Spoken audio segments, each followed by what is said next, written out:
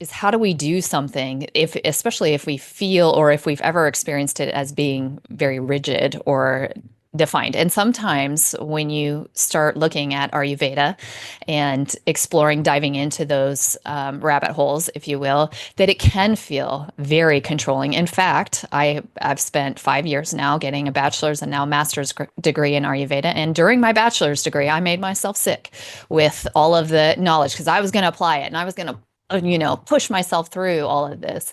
And luckily, I had very wise teachers, some great Vajas from India that were able to help connect those dots to me. Is that essentially the only purpose or value in Ayurveda is to bring balance back to our physiology, our minds, our emotions, all of those things. And when we're in balance, then things flow perfectly. We don't need to be told when to eat or what to eat. We would just know.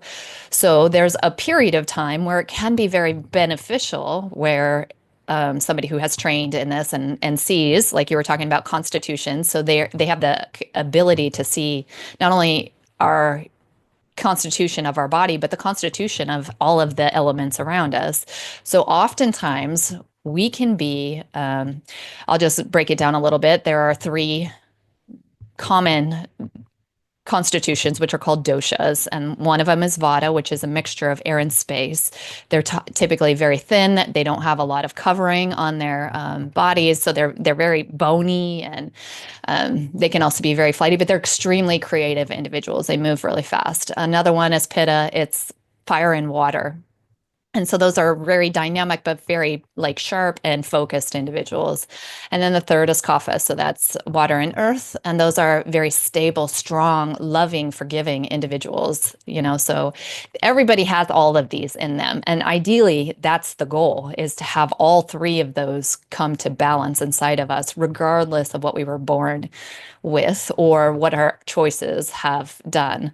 And so when I'm working with individuals, I take a very creative and maybe more a psychological and spiritual approach to this because, again, it didn't work for me to follow rigid bound, you know, rules and stuff. I do gain a lot out of um, regularity and commitment, but it's only when I'm able to do that because I want to, because it's something that's enlivening and inspiring in my own world.